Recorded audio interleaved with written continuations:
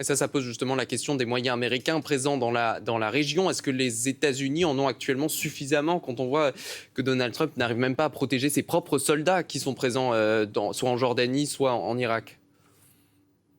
Alors là, vous faites allusion à deux systèmes ou deux familles différentes, n'est-ce pas? Il y a les moyens de frappe, donc qui sont à bord des porte-avions, qui sont sur les bases et qui peuvent venir d'Europe ou des États-Unis, donc tous les avions et potentiellement les bombardiers furtifs ou non. Et deuxièmement, les moyens de défense aérienne. Et il semble effectivement que sur ce chapitre des défenses aériennes, eh bien, les bases américaines en Jordanie, au Qatar, au Koweït, eh bien, soient insuffisamment protégés. Le problème, c'est effectivement leur nombre.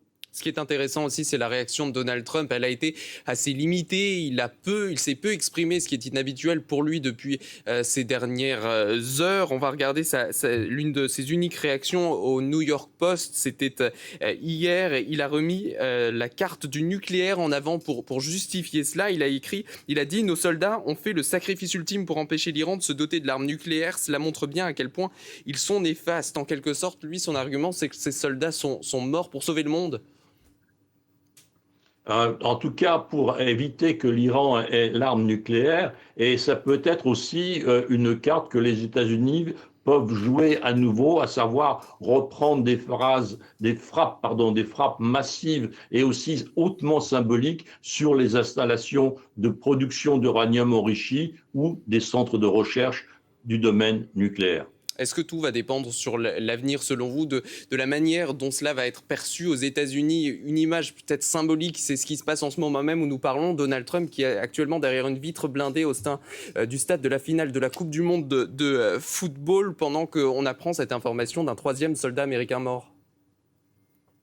Écoutez, il est toujours très très protégé, n'est-ce pas, depuis la tentative la tentative d'attentat, oui, auquel il a dû faire face pendant sa campagne électorale. Donc la protection du président des États-Unis est renforcée, en plus vis-à-vis des menaces que les autorités iraniennes ont lancées à son égard. Donc sa protection est normale et fait partie effectivement des dispositifs qui autrement on pourrait s'étonner que dans une telle situation, le président des États-Unis ne soit pas protégé. Il y a une question aussi sur le rôle d'Israël. Ils sont relativement épargnés et eux-mêmes restent relativement en retrait depuis la reprise des tirs à intensité, disons, modérée entre les États-Unis et l'Iran. Comment est-ce que vous l'interprétez, sachant qu'aujourd'hui, il y a cette déclaration du ministre de la Défense israélien qui dit que son pays ripostera de toutes ses forces s'il était visé par des tirs iraniens?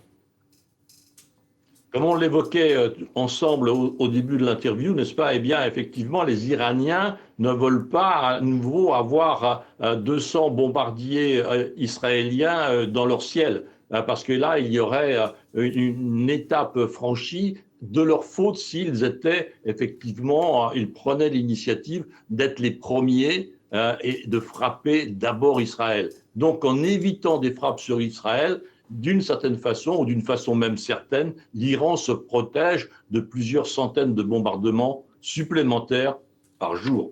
Merci beaucoup Gérard Vespierre pour votre analyse ce soir sur France Info.